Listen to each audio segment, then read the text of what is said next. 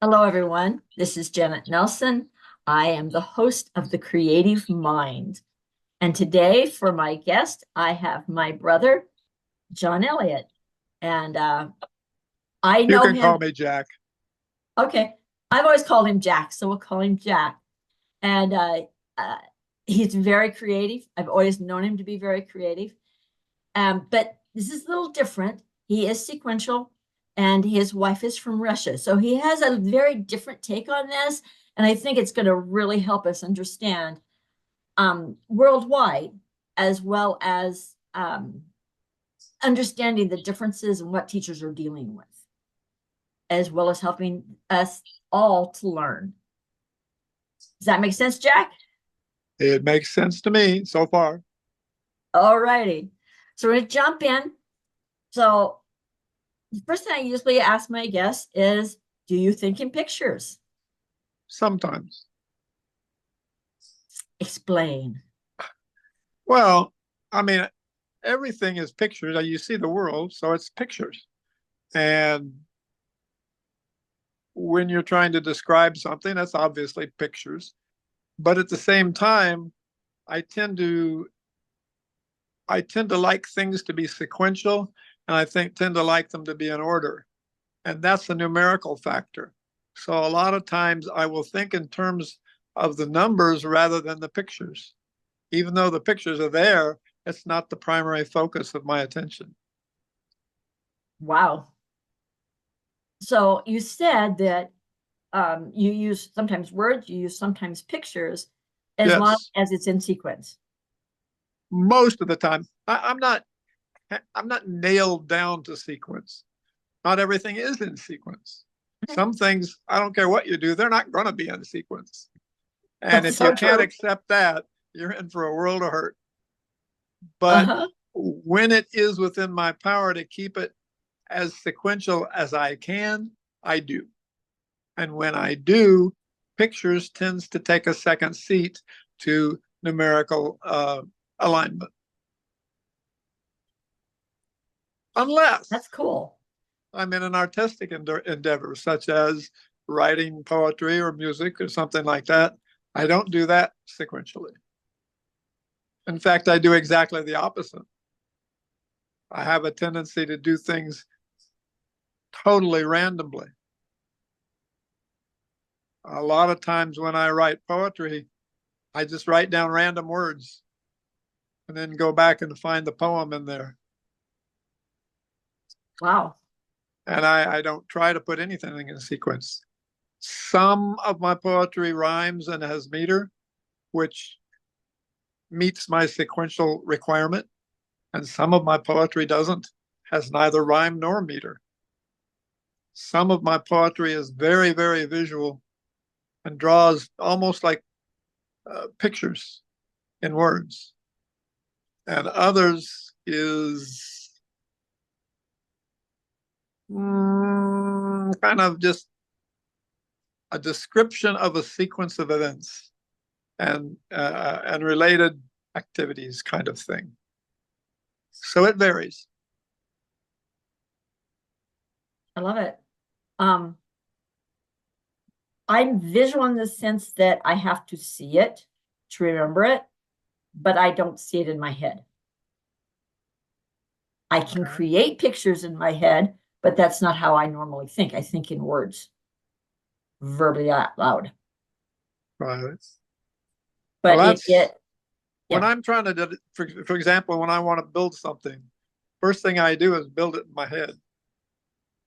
I have a project I've been working on for 40 years in my head. And one of these days, I'm going to build my prototype. That's a pretty slick thing. But in my mind, I've built it down to the last nut and bolt, the tiniest little detail. It's all there, every bit of it. So are the numbers. But it's Cool. just I haven't had the opportunity and the facility and the time to actually build it. So This sounds like a neat middle mental exercise. it is, definitely is. Yeah. And see, my brain works like a chain link fence. Literally. Filter it out. So a coach listens to me and they don't always follow it. I can follow people that are linear or, somewhat linear. I can do that because it's part of a chain link fence, right? Right.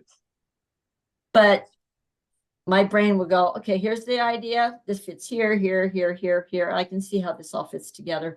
Oh, this goes here, this. Oh, let's see how that all fits together. You know what I mean?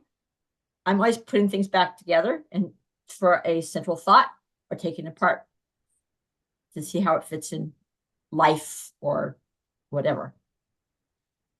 Cool. And what I retain always is what people say about themselves, about the relationship with others and with God. That's what I retain. Okay. I try not to retain too much. It muddies up my brain. Well, that's what retains no matter what I do. It's like, okay, There that was you right. go. Okay. But it helps in doing this podcast, right? So Right. everybody thinks so uniquely and so differently, but your creative mind is fascinating. So we've been talking about Matthias and many others that have that picture, right? So they have a picture like the cabin. And then while we're talking, they will add the details, the trees, the road, an extra window, bushes, whatever to make it really look cool as they're thinking about it. So they're often the painters, drawers. Matthias likes Photoshop, those kind of things, putting pictures together because that makes sense to him. So very different, and yet it has some similarities. And yeah, it isn't sequential. And he does write poetry too. Cool. Yeah. So um but he's non-sequential. So you were saying something about in education, well, internationally, they do it very differently than they do in the United States. Right. We're fact oriented. Can you explain that to me? Well, I haven't. I'm not versed in all the other countries, but the ones that I've had experience with, essentially what they do, they don't teach detail. They expose the students to detail, but they don't teach it. What they teach is where it is and how to use it, so that when you have an issue and you need to figure out what to do about it, you know where to go find the answer and what to do with it once you get there. In this country, the focus tends to be exactly what should you do when this happens. Very specific. If the occurrence varies a little bit, you don't have an available answer because you weren't taught how to find the resource nor what to do with it. So, for example, a student might go to an exam and there's three people sitting across the desk and they start asking questions. You've run into this problem. What do you do? And what they want to hear is, what kind of resource do you need to go to find the answer? And once you get there, how do you utilize the resource? Not what's the answer, how do you utilize the resource? In this country, they want to know the specific answer. And that's where we run into big problems because there's too many answers. You can't remember them all. Yeah. And if you're not educated with the knowledge of how to find the resources and utilize them, you're kind of at a loss. Yeah. I think that's particularly true through high school. For me in college, I found more resource. There was some of the facts, but really I found out more resource. Yeah, I knew where to find things if I needed them. College tends to be a little bit different because you're not nearly as controlled by the teachers as you are in high school. That's true. That's But true. still, I don't know. I guess in college it depends entirely on the professor because every one of them is radically different. And a heck of a lot of college professors have been educated overseas, or at least exposed to overseas education. Yeah, that's so true. So they don't necessarily follow the same kinds of patterns that high school and lower teachers follow. Well, right now, the educational um, culture, because of what's come down to the teachers, it's not even just the teachers. They're asked to teach to a specific test that needs answers. They're trying to do it a little bit differently, like Matthias did the GED.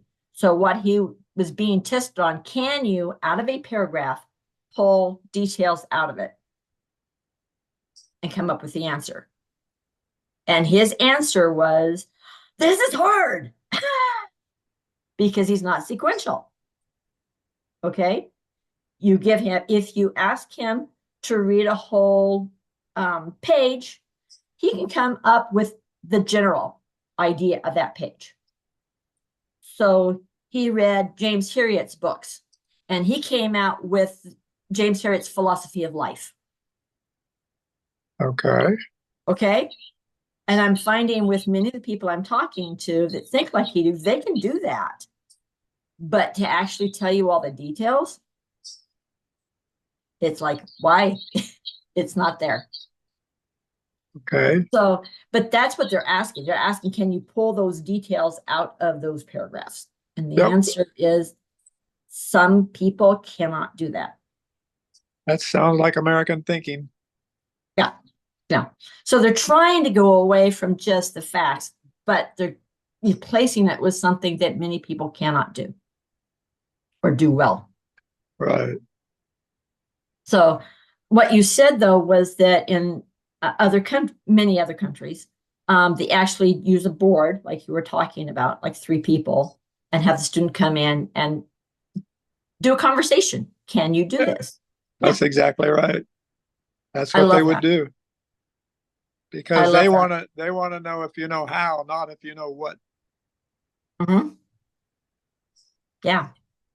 So it's fascinating.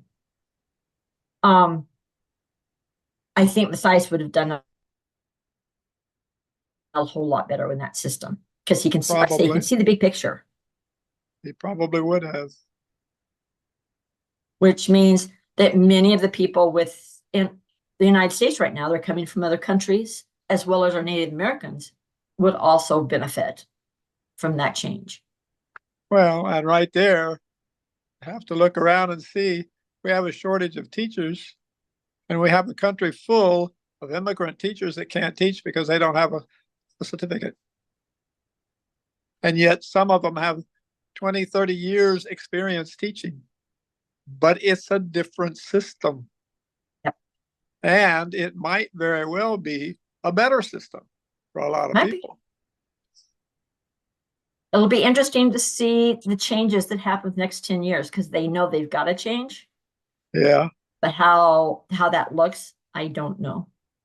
Hmm. Yeah, But nobody knows what's going to happen in the next 10 years. no, it's very cool. So, um, have you,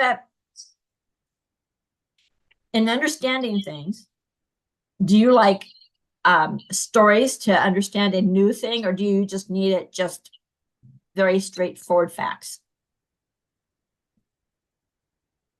Oh, wow. Kind of depends on what the thing is. If it's a thing that has some direct bearing or relationship to my life, so I have some familiarity with it, with the background, with the context. Generally, um, just an overall picture is fine. If it's something I don't know anything about, never heard of, I generally like to hear details to know what it is I'm looking at. So it could go either way. Either if I'm capable of it, I prefer to put the details in myself.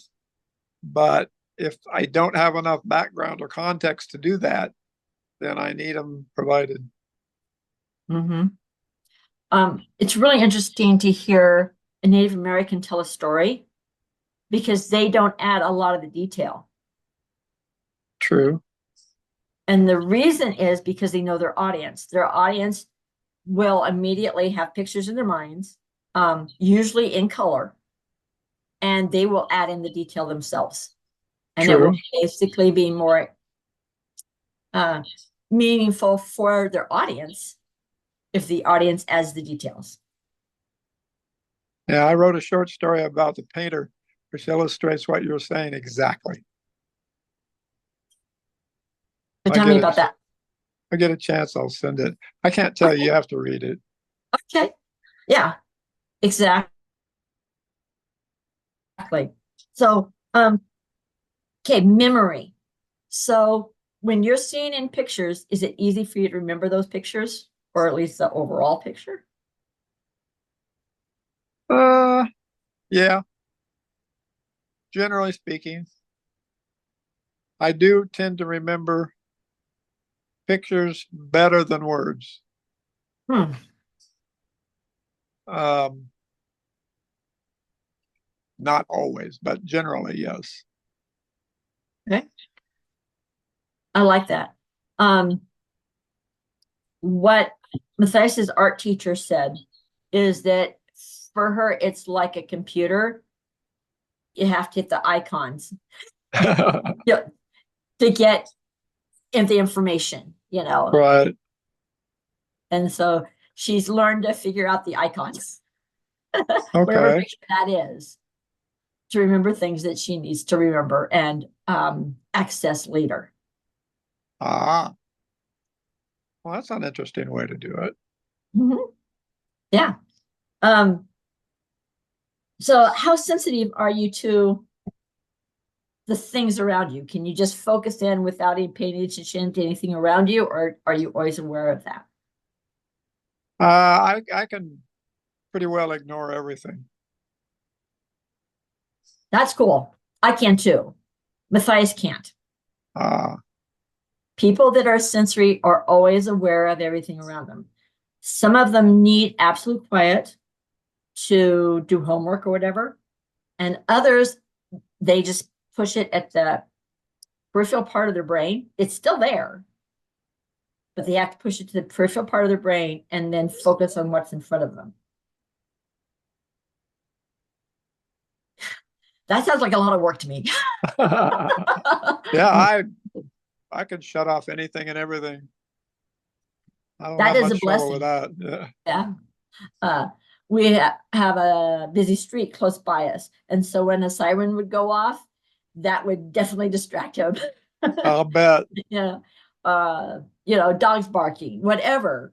It was just easy distracting because he's always aware of everything around him. Movement, um, sounds, smells, all that. Um, some of them are more sensitive to, like I said, smells. Others more sensitive to new visual things around them. So each one's a little bit unique, but at the same time, they're very sensitive. That's why they're called sensory learners, because they are so aware of everything around them. Right. It's kind of cool. Yeah. So creativity. Um, so you said you do poetry, you write songs. Yes. Is there other things that you do that are creative? Well, I like to write music. I like to play music. I like to design things. I like to design stuff on the computer. I Kind work of with, thing. well, I work with AutoCAD a lot, design mechanical stuff. That's kind of fun. Uh, I like to create things, just about anything, really. Um, do you have a little bit of a scientific mind in there? Well, yeah, I do. I love science. I love details, physics. Uh, I'm very much into to ast ast astronomy and deep space physics and all that kind of stuff. Um, I like watching programs on the Discovery Channel about the universe and the macro and micro universes and how everything works. So yeah, I I, I do get involved in that a lot. It's cool. Um, I think true scientists have to have a piece of creativity to them. Well, of course they do. They take themselves too seriously. They can't do their job. Exactly. Because any So, scientist worth his salt will tell you, I don't know. They're guessing. mhm. That's their job, to be out at the Yes. forefront where nobody else has been and guess Yeah. Yeah. and then play with it. Try it. Check it out. See Hmm. what works Yes. and what doesn't. Yeah. Sometimes when you throw it up against the wall, it sticks, and sometimes it doesn't. Exactly. Exactly. Creativity comes in so many forms. When I was trying to name this program, it's like, how do you, because you don't put sensory learner with a process weakness. Like, ah, you know, um, how many people would listen to that? But at the same time, they are so creative, but in a very different place. But a scientist is creative in another place, and an engineer, it's a mixture of both, right? It, Exactly. yeah, it's creativity comes in all forms, but often it comes with a visual piece inside of them. Not always, but often. And so to just put that out there, people are creative. Let's figure out how to use their creativity in learning. Does that make sense? Sure. It's a good Uh, idea.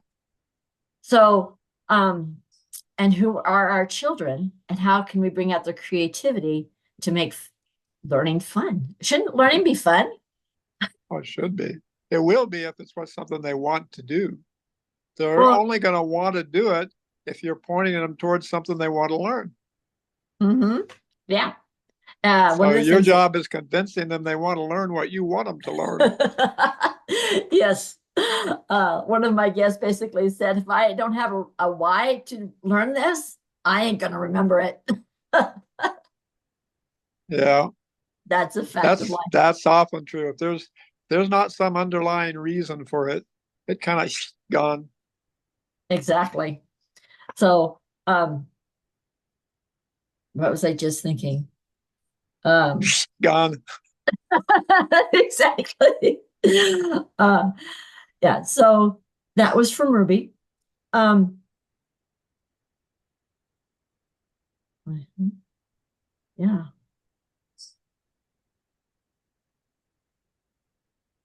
Boy, I mean, a blank. That's odd. Um, creativity. I think we're about done because my Cool. brain just went, I think we've got it. All right. That thought just went away. That's all right. Um, thank you so much, Jack. I really, really, really appreciate this. And I think my viewers will too. I hope it helps. Oh, I know what it was. Okay. When I was raising my three older ones, I was homeschooling them. And one of my values was to make learning fun enough or enjoyable enough that they wanted to learn all their lives. And all three of them went on to college. All three of them are doing really well in life, and all three of them love to learn. Well, that's good. That is an So accomplishment. I think so. So there's ways of doing it. Um, you just got to find out who your child is. And usually that love of learning happens in grade school. If you can get them then, even when they're saying, I don't like it.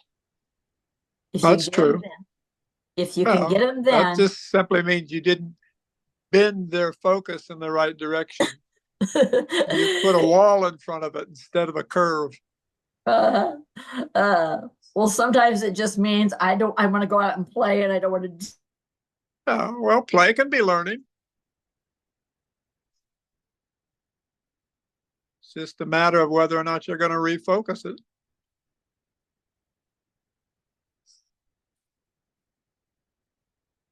Back, and he learned most of his math in the Army. And he did really, really well with it, but he was interested and wanted to learn. He loves to learn. Yeah. Yeah. So it's, you have to know your kid. You have to know if it's too hard to the point that they're getting discouraged, or it's no longer ever going to be fun or interesting. Right. Well, Or yeah, whether all it's you got just, to do is discourage them once, and that whole pathway becomes difficult. it can, it can. So it's, you want to challenge them, you just don't want to discourage them. Exactly. Yeah. Exactly. So it's an interesting process that we're in as we're See, all learning you got to. to do the work, and they get to have the fun. You got it. But you know what? Teachers and people that work with kids love the fact that the kids get it. That's their fun. That's why they're teachers. That's why they're teachers. All righty. Well, again, thank you so much. This has All been righty. a blast. Okay.